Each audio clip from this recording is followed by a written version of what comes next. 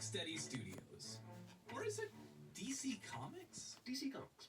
Or Telltale? Or I don't know. There's like 1,000 developers and publishers and owners of the Batman IP. I can't keep them straight anymore. Hi! It's me! Austin! I'm here to ruin your day. You know, Batman has definitely gotta be my favorite superhero, stretching to way back. When I was a little kid, he was definitely in the top 3, along with Zorro and Indiana Jones. For years, my favorite movie was Batman Returns, although if I'm being entirely honest, my main focus was Catwoman. Catwoman, Zorro, Indiana Jones, a lot of whips going on there. I guess how I like to spend my free time in post-pubescence really isn't that much of a mystery. Where was I? Oh, right! Ruining Batman! I love Batman. Because of this, I play almost every Batman game I can get my hands on. My first one being the Batman Returns for the SNES, where I had to punch my beloved Catwoman in the face. Ah! The torture!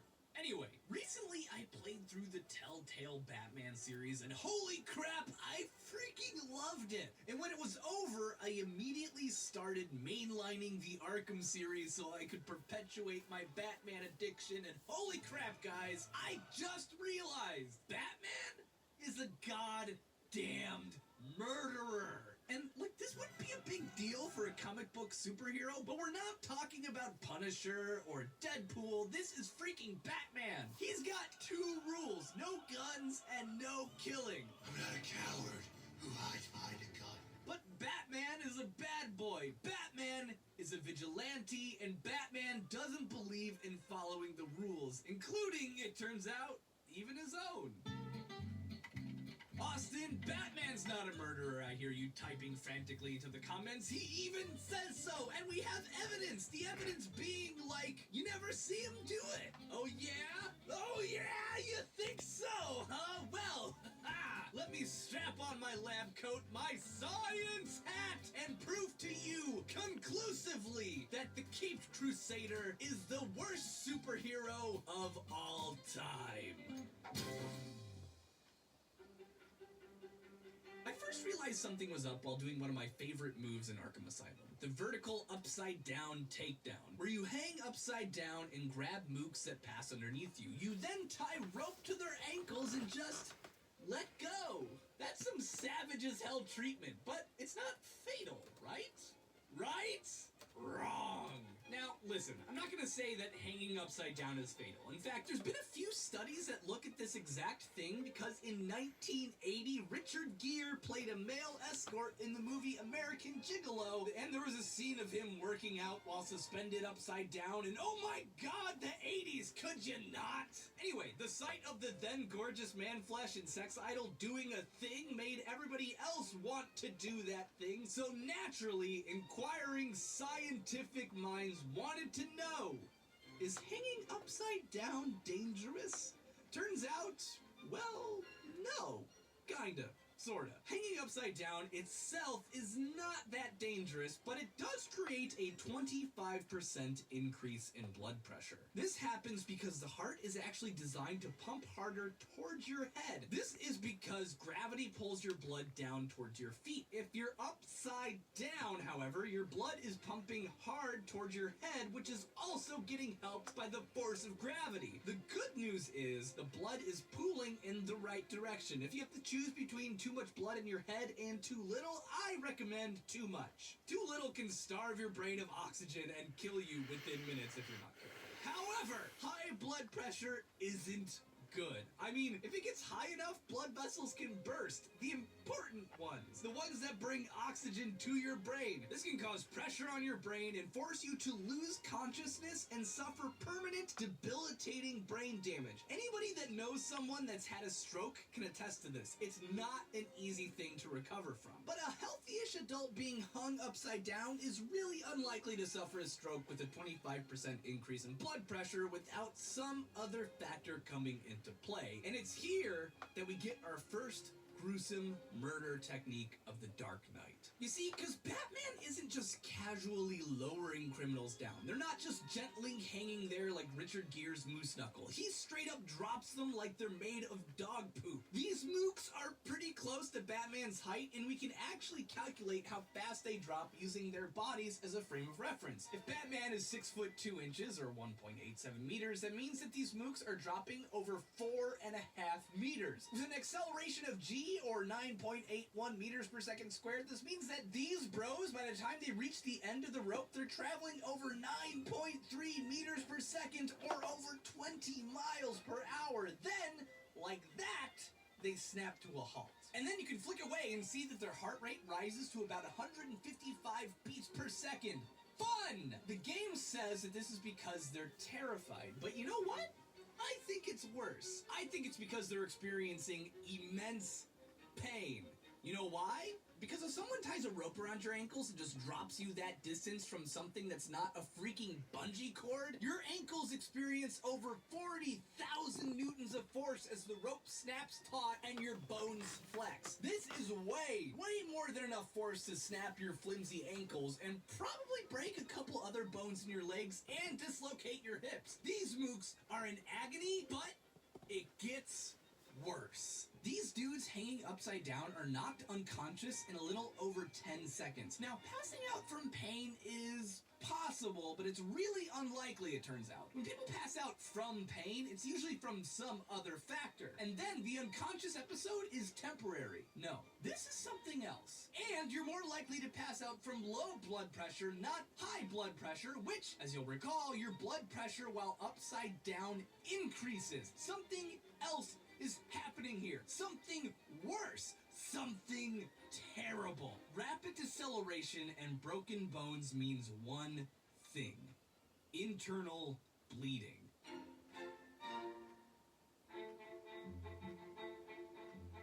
Bones contain bone marrow, and the legs contain a major artery, the femoral artery. If put under the right stresses, mixed with a little bad luck and the wrong amount of torque, this artery can shear open. Even worse, internal organs can experience what's called deceleration trauma, which is when your internal organs experience severe enough G-forces and literally tear away from surrounding blood vessels. This is bad news because these mooks experience a whopping 58 Gs. This means me, a 65 kilogram man, would suddenly feel like I weigh a massive 3,700 kilograms, or over 8,000 pounds. Broken bones plus possibly severed major arteries and veins plus high blood pressure plus a high heart rate is a recipe for one horrific condition: hypovolemic circulatory shock. High blood pressure plus a fast heart rate, either induced by panic or pain, means that those severed blood vessels are gonna lose blood a lot faster. This causes a damaging positive feedback loop where a bad supply of blood leads to rapid cell damage, which leads to an inflammatory response by the body to increase blood flow to that area, which in turn deprives the body of more precious blood, which causes more cell death. And oh my god, it is just the worst thing. Shock is a major cause of death among people with major illnesses, and if left untreated, the risk of death is basically 100%, especially if you reach stage 4 hypovolemic circulatory shock. Stage 4 is defined by a low blood pressure due to there not being a ton of blood left circulating, an incredibly fast pulse over 140 beats per minute, followed by one of two things: coma or death. This is the only stage that has lack of consciousness as a symptom. Once stage 4 is reached, brain death can happen in as little as 10 minutes without an immediate blood transfusion. And we can even measure this using what's called the shock index, a tool that emergency medical responders use to assess situations. It's really, honestly, pretty simple. Heart rate divided by blood pressure. Given that the average blood pressure is 120 plus 25% for being upside down, and given that Batman actually reads their beats per minute, we can determine that this mook with a heart rate of over 150 and a blood pressure of 150 has a shock index of 1.033. Anything over 0.9 is bad, and that number is gonna get higher as he experiences further blood loss. Best case scenario, we're talking persistent vegetative state. Nobody who passes out from being upside down for a long period of time has a long and healthy life ahead of them. Even if not everyone he does this to dies, considering the rate at which he loves to dangle mooks in front of their friends, Batman has at least killed, like, 5 dudes this way.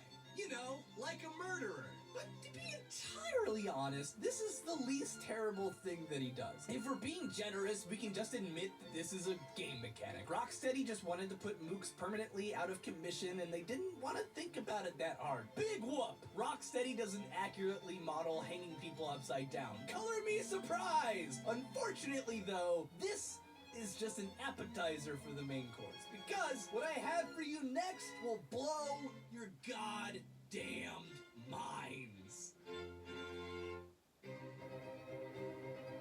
You and I know that the whole hanging people upside down thing is, at the end of the day, a parlor trick. Batman does it to freak people out. This isn't what Batman is at his heart. The thing he does best, better than anybody, is fisticuffs. The best way to fight crime is by punching it into submission. No risk of death, no guns, no gadgets, just good old pummeling till they stop moving. Except, as it turns out, beating people until they stop moving is really, really bad for them. Just ask No-Nose after Duco's done with him. But Austin, I hear you saying, being somewhat annoying and interrupting my video. What about boxing? I mean, that's an entire thing. A thing about punching people until they don't move anymore. And nobody dies in that sport. Worst case scenario, they lose an ear or two. Okay, well, you have a fair point. Boxing is, along with American football, built upon a solid foundation of normalizing permanent and debilitating brain damage. But it's really rare for people to drop dead. That being said, since 1890, there have been over 700 in-ring deaths in boxing, so that's fun. Why is that? Well, it all boils down to your brain. I used to think that a knockout in boxing was a straight-up coma state, non-responsive, visually dead. This actually isn't the case. Boxers who are knocked out rarely lose consciousness entirely, and if they do, it's for less than a second. In order to understand this, we're gonna have to look at the nature of punching, brains, and concussions. The worst part to get punched in is the chin. This seems counterintuitive since it's really far from the brain, but that's exactly what makes it so dangerous. You see, in order to cause brain damage, minor or otherwise, you have to make the brain impact with something. You can do this by punching someone in the top of the head, but you have to hit them really hard. The best way, though? The best way is to actually get the skull to rotate really fast so the brain, which is suspended in fluid, jiggles around and smacks into the walls of the skull. Because hitting the chin imparts the most rotational force and leverage, this is one of the best places to land a knockout punch. Boxers call it the button, which to me is just a horrifying colloquialization of destroying someone's nervous system. Other good places are the side of the head near the temples because the bone is softer and it also imparts rotation. When the brain experiences an impact, even a minor one, the person's brain is permanently damaged. Acutely, this is called a concussion, and all knocked out boxers have concussions and experience a ton of cognitive impairment. As with just about everything in humanity, this isn't a simple on-off switch. It's a gradient, measurable by the Glasgow Coma Scale. The Glasgow Coma Scale is a metric that takes a bunch of symptoms, assigns a number to them, and adds them together to give people a general idea of what's going on. A severely knocked out boxer, for example, would have a Glasgow score of about 9. They open their eyes in response to questions, they mutter incoherently, and they don't react to pain normally. But what on earth does this have to do with Batman? Batman isn't punching people until they fumble around like they're drunk. He's knocking them out cold for hours. To test this, I even left my game running overnight to see if the mooks he punched out ever wake up. They don't. They don't respond to pain in the form of me battering them to hell. They don't talk. They don't open their eyes. These guys register as a 3 on the Glasgow Coma Scale. This is colloquially called 2 things. Number 1, a deep coma, or number 2, death.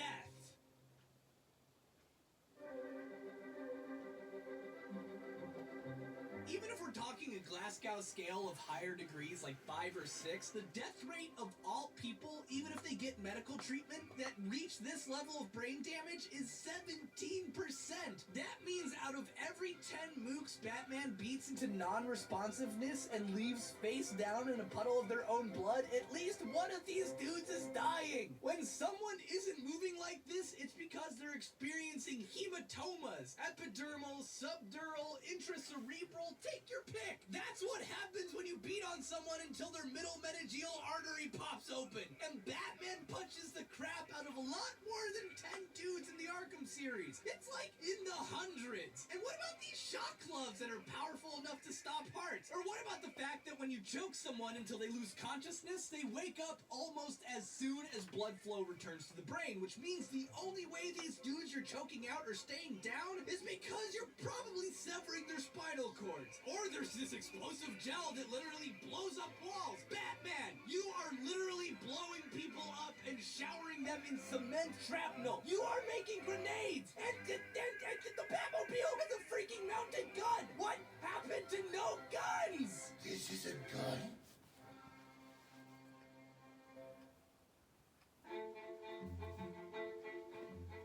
I'm starting to think that this whole no-killing thing is just some propaganda perpetuated by the police of Gotham, who are paid by Wayne Enterprises to cover up the massive number of homicides Batman is responsible for. Batman lowers the crime rate, so who cares if he kills 17 to 30% of the people he interacts with? If that isn't a smoldering indictment of the American justice system, I don't know what is. Batman is either a liar and a freaking serial killer with no conscience and a hatred of the poor, or his rich upbringing literally made him so isolated from the struggles of the everyman that he doesn't know what death is. You not know what death is? Maybe he never got grief counseling after his parents died and he literally thinks the villains are sleeping. I mean, his main form of therapy is cosplaying in a fetish outfit and punching people in the skulls until they no longer remember their high school education. This is exactly why we need transparency in our policing system. This is exactly why we have checks and balances. Batman's checks and balances are a mentally ill man in clown makeup and a giant roided out jock. Congratulations, Rocksteady. You made Batman a freaking killer.